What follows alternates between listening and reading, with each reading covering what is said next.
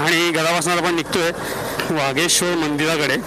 जवळजवळ 12व्या-13व्या शतकातलं हे चाणक्यकालीन मंदिर आहे. आणि मंदिराचं असं आहे ना की जेव्हा पवना डॅम झाला तेव्हा वाघेश्वर गाव अख्खच्या अख्खं वसवलं गेलं होतं. तेव्हापासून हे मंदिर पाण्यामध्ये असतं आणि हे साधारण एप्रिल-मेचा जो महिना असतो ज्याच्यामध्ये या महिन्यांमध्ये हे मंदिर पाण्याच्या वर येतं आणि ते आपण बघायला चाललोय. प्रचंड उकाड आहे, म्हणजे बाहेर तुम्हाला माहिती आहे की 40 आणि 50 डिग्री टेम्परेचर आहे. तरी देखील आपण निघतोय. पण या वेळेला मात्र थोडीशी राईडमध्ये फरक आहे. एव्हरीडे थोडं नाईट राईड करत नाही, पण यावेळेला मुद्दाम रात्रीचं निघतोय. गरमीपासून वाचायचं आहे. सो त्यासाठी आपण निघालोय वाघेश्वराच्या इथे. आपल्यासोबत दीपेंद्र असणार आहे जो मला तिकडे तसाच ऐरोलीवरनं येईल आणि आपल्याला रबायला भेटेल.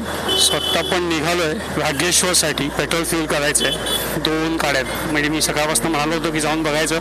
हे मुवमेंटेड आपली राईड, काही फार विशेष नाही आहे. म्हणजे जायचं हे खूप दिवस मनामध्ये होतं. सो प्लॅन जसं ते एक तुमची चेकलिस्ट असते की या ठिकाणी आपल्याला जाऊन यायचं आहे, ह्या सीनला जाऊन यायचं आहे, त्या सीनला. तशी एक साधारण माझी चेकलिस्ट असते की कुठे कुठे फिरायचं आहे आणि त्या अनुषंगाने मी निघत असतो. सो भारी वाटतंय. पहिल्यांदाच असं काहीतरी व्लॉगिंग करतोय मी. म्हणजे माईक सेटअप, कॅमेरा, मला माहीत नाही रेकॉर्ड होत आहे, व्हॉईस रेकॉर्ड कितपर्यंत चांगला होतो आहे, काय होतो आहे खरंच नाही माहिती आहे. सो ह्या ट्रायला देणार आहे. म्हणजे हे जर सगळं व्यवस्थित झालं तर कुठेतरी मोठ्या राईडला त्याचं सगळं कम्युनिकेशन करता येईल आपल्याला. सो त्यासाठीचा प्रयत्न आहे. आज खरं सांगू तर शनी जयंती म्हणजे अमावास्या आहे आणि त्याच्यामुळे घाटामध्ये आणि पुढे एकदा लोणावळा सोडल्यानंतर आतमधला जो पवना डॅमचा रोड आहे त्याला प्रचंड काळोख असणार आहे. त्याच्यामुळे थोडंसं थ्रिलिंग असणार आहे तिकडे जाणं आणि तो प्रवास करणं. आज आपण बऱ्याचशा गोष्टी बघणार आहोत. म्हणजे तिकडे तर मंदिर तर बघणार आहोत, पण रात्रीचा जो घाटातला प्रवास आहे तो प्रवास आम्ही 2 जण, म्हणजे तो त्याच्या बाईकवरती, मी माझ्या बाईकवरती, मी 2 जण त्या बाईकवरती त्या घाटाच्या प्रवासातून जाणार आहोत. सो होप सगळं सेफ होईल, व्यवस्थित होईल. गणपती बाप्पा आपल्या पाठीशी आहे आणि आपण नक्कीच महादेवाच्या भेटीला चाललो तर तो त्याचंही लक्ष आपल्याकडे असणार आहे.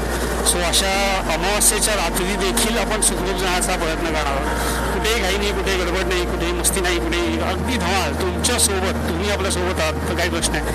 मला माहिती तुम्ही रात्री झोपाल कदाचित. हा प्रवास बघता बघता पण मी जागा असेल आणि मला तर जागा राहावंच लागेल, गाडी चालवायची आहे. पण तुम्ही सुद्धा आमच्यासोबत साथ असाल. थोडं आपण एक पेट्रोल वगैरे बदलं की छान मस्त गाडी लावू कानामध्ये गुणगुणणारी आणि मग तो प्रवास आणखीन सुखद होईल. ठीक आहे.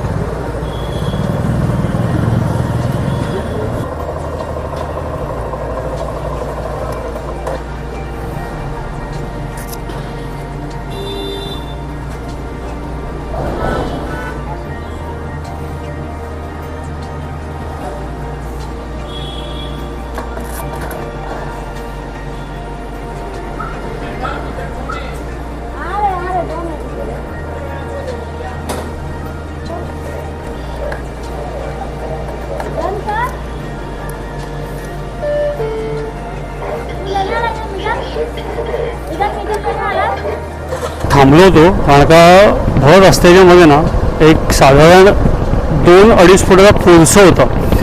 म्हणजे आपल्या इथल्या 5 ज्या मुख्य प्रजाती आहेत, ज्या वेनमस म्हणजे ज्या विषारी साप म्हणून धरले जातात, त्यातला एक कोळसं.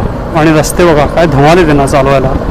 म्हणजे खरं सांगू ना उन्हामध्ये हालत खराब झाली असती.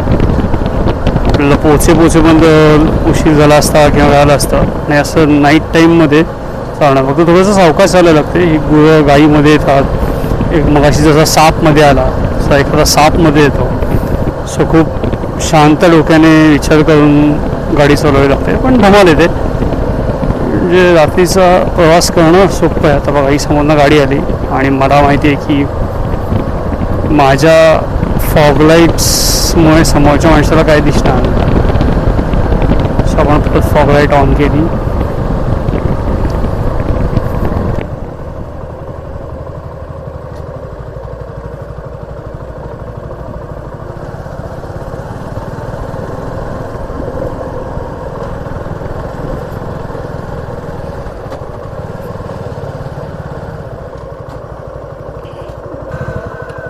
आपण इथे आहोत. हे इथे आहे.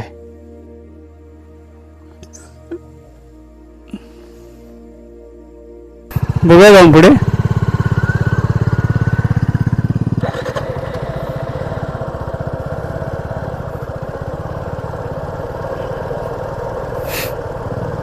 फुल ऑफ रोडचा स्किल आहे डॅमच्या पाण्यामध्ये.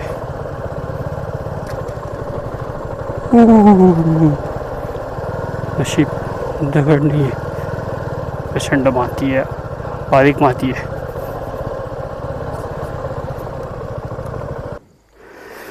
आपण रात्री पोहोचलो. मॅपवरती तर बरोबर दाखवत आहे, पण नेमकं मंदिर जर बघितलं तर आपण इथे आहोत, इथे कुठेतरी. आणि मंदिर इथे. फायनली अर्धा तास फिरून फिरून आहे ना एक गोष्ट सापडली की इथून रस्ता नाही आहे, रस्ता खूप मातीचा होता. सो पलीकडच्या वागेश्वरच्या गावाकडनं आम्ही निघालो होतो. साधारण 4 किलोमीटर आणखीन एक वळसा मारावा लागला आणि तो वळसा मारून आम्ही वागेश्वरच्या इथे निघालो. मगाशच्या रस्त्याचा आणि आताचा फरक एवढाच होता ना की त्या बाजूने थोडंसं जास्त मध्ये एक वॉटर क्रॉसिंग दिसत होतं. आता मॅपवरती आहे ना ह्या बाजूने थोडासा मोकळा रस्ता दिसतो आहे. सो या बाजूने जायला काही हरकत नाही आहे. मला वाटतं दीपेंद्र तू एकदा त्या साईडने पण बघ, मी या साईडने जाऊन बघतो. माती बऱ्यापैकी आहे, फक्त रात्र असल्यामुळे ना काही दिसत नाही आहे. म्हणजे तसा रोड आहे, बऱ्याचसे ट्रक्स आणि जात आहेत, पण रोड एक्झॅक्टली कोणत्या ते कळत नाही आहे. म्हणजे ना समोरच्या बाजूला गावच्या लाईट दिसत आहेत, पलीकडे गाव आहे, मध्ये मंदिर आहे. आपण डॅमच्या ह्या बाजूला, आता मला समोरनं फार काही रस्ता दिसत नाही, देवाला लाईट नाही आहे. म्हणजे मॅपवरतीच मला बघून जावं लागतं आहे की नेमकं कुठपर्यंत आपल्याला जायचं आहे. आणि त्या अंदाजाने फायनली आपण मंदिरापर्यंत पोचलो आहे. म्हणजे मंदिराचे छोटे छोटे अवशेष दिसत आहेत. आणि हे पहा फायनली वागेश्वराचं मंदिर. हां खुश, आपण आता पोचलो आहे. 1-2-3 मुलं दिसत आहेत गावातली. सो थांबूया आपण इथे. म्हणजे रात्रीचे 2:30 वाजलेत. आम्ही साधारण 1:30 वाजता मंदिरात पोचलो आहे आणि आज रात्री इथेच मुक्कामाला असणार आहे. सो आजचा जो कॅम्पिंग असणार आहे, म्हणजे आजचा जो नाईट स्टे आहे तो अशा प्रकारचा आहे. इथे सगळे रायडिंग गिअर, हेल्मेट आणि सगळ्यात भारी गोष्ट म्हणजे मी दाखवतो, हे असं मंदिर आहे आणि आपण असे हवायाखाली ऑलमोस्ट 5 स्टार हॉटेलमध्ये झोपलो आहे. ही आपली बाईक मंदिराच्या बाजूला पार्क आहे. सकाळी सकाळी उठलो आणि विरघळलेल्या नंदीपासून मंदिर पाहायला सुरुवात झाली. पण त्याआधी बऱ्याचशा लोकांची रेलचेल इकडे पाहत होती, कारण का सकाळी सकाळी लवकर पुण्या आणि मुंबईवर येणारी लोक किंवा लोणावळ्याच्या जवळपास हॉटेलमधली राहणारी लोक वागेश्वराच्या दर्शनासाठी येतात. साधारण 700 ते 1000 वर्षापूर्वीचं हे मंदिर हेमाडपंथी स्वरूपाचं असून त्याच्या आतमध्ये शिरताना गर्भगृहामध्ये एक आपल्याला मोठी शंकराची पिंड दिसते. पण त्याआधीच आपल्याला 2 गणेशाच्या मूर्त्या दिसतात. कदाचित त्या आजूबाजूच्या एखाद्या देवळात लावलेल्या असतात. पण जेव्हा शंकराच्या पिंडीकडे आपण बघतो आणि वरच्या घुमटाच्या कोनाड्यातनं जो सूर्यकिरण शंकराच्या पिंडीवरती पडतो, ते प्रसन्न असणारं वातावरण असतं. म्हणजे इतकी वर्ष पाण्याखाली असून देखील त्यातनं जो अनुभव, जी अनुभूती किंवा ती आस्था या शंकराच्या पिंडीवरती येते, त्या सूर्यकिरणाच्या माध्यमातून ती अफलातून असते. म्हणजे हे इतकं बघताना लक्षात येतं की त्या काळात या मंदिराची व्याप्ती आणि त्या काळातला मंदिराचा डोलारा केवढा मोठा असतो. म्हणतात ना की माणसं जर निघून गेली पण देव तिथेच थांबलं आहे. त्यातलं एक मूर्तिमंत उदाहरण आहे, जे साधारण आपल्याला वर्षातनं 1-2 महिने किंवा एखाद महिना आपल्या दर्शनासाठी बोलवत असतं, खुणावत असतं. सो मला असं वाटतं की प्रत्येकाने इकडे दर्शनासाठी यायला हवं, त्या मंदिरामध्ये पोचायला हवं आणि त्या मंदिराचा आनंद घ्यायला हवा.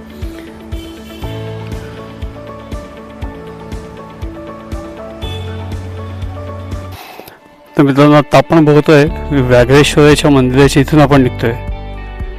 आता सकाळचे 6:45 झालेत. या बाजूला आपल्याला तिकोणा किल्ला दिसतोय, समोरचं दिसतो तिकोणा किल्ला आहे आणि त्या बाजूला विसापूर लोहगडचा पट्टा आहे. या बाजूला तुंग किल्ला दिसतोय. म्हणजे जनरली काय होतं की पवना डॅम भरला की एका बाजूला तुंग आणि एका बाजूला तिकोणा असे दोन्ही किल्ले बघता येतात. आणि त्याच्या मध्यभागी म्हणजे या डॅमच्या मध्यभागी असलेलं हे वागेश्वराचं मंदिर, जिथे आपण काल रात्री आलो होतो. थोडासा ऑफ रोड होता. आपण रात्रीच्या व्हिडिओमध्ये बघितलं असेलच की किती स्ट्रगल होतं रात्रीचं, कारण काही दिसत नव्हतं. कोणता रस्ता बरा आहे, काय कठीण आहे, काही समजत नव्हतं. आत्ता मात्र दिवस आहे. Ganpati Bappa Morya. Oh abnormal tyre pressure might be. थंड झाले त्याच्यामुळे टायर प्रेशर ॲबनॉर्मल दाखवत आहे. 18 आणि 26 दाखवत आहे. आपण निघालो आहे आता इथून आणि काल ज्या रस्त्याने आलो ना तर तुम्हाला आज रस्ता दिसेल दिवसाचा कसा होता तो. पण पलीकडच्या रस्त्याने भावना येऊ नका, कारण का गंमत सांगतो तुम्हाला, मॅपवरती जे मंदिराचं लोकेशन दाखवतं ना तर त्या पाठीमागच्या साईडचं दाखवतं आणि तिथून JCBची वगैरे कामं चालू आहेत त्याच्यामुळे रस्ता फार खराब आहे. म्हणजे वाघेश्वर गावात ना आपण या वाघेश्वराच्या मंदिराला पाहायला येऊ शकता. रस्ता चांगला मातीचा आहे इथला ॲज कम्पेअर्ड टू त्या बाजूने रस्ता फारच बघा. म्हणजे मध्ये ते पाईप्स वगैरे टाकले आहेत, दगड वगैरे आहेत, कारण की काही मुलं आलेली पुण्यातनं सॉलिड स्ट्रगल होतं मुलांचं येण्यासाठी. सुरेख रस्ता आहे, काही प्रश्न नाही आहे आणि लोक येतात कंटिन्युअसली. सो त्याच्यामुळे रस्ताही सुरेख आहे. म्हणजे आजचाच रस्ता नाही आहे, गाड्या जाऊन कसाही रस्ता झाला आहे, बांधलेला रस्ता नाही आहे. एकदम माती घेऊन जातात बघितलं आहे ना. तर हे जे मध्ये मध्ये खड्डे दिसतात नाही, JCB ट्रक्स येतात इकडची माती खणतात, माती भरून घेऊन जातात. ही माती काढून त्याचं विटेमध्ये रूपांतर केलं जातं. म्हणजे माती या तलावातली माती JCBने खणून काढली होती ना त्यात ती वापरली जाते विटा बनवण्यासाठी आणि त्याच वीट भट्ट्या इथे दिसत आहेत. अशा सुंदर वाघेश्वराचं दर्शन घेऊन आपण परतीच्या प्रवासाला निघालो. भटकंती बरंच काही शिकवते, अनुभव देते आणि त्याने आपल्याला समृद्ध करते. मंदिर पाहताना एक लक्षात येतं की माणसं बदलतात, व्यूहरचना बदलते, भूगोल बदलेल, इतिहास बदलेल, पण श्री शंकर त्याच ठिकाणी आहे. तो अचर आहे, त्याला कोणी हलवू शकत नाही. ही भावना कायम मनात राहते.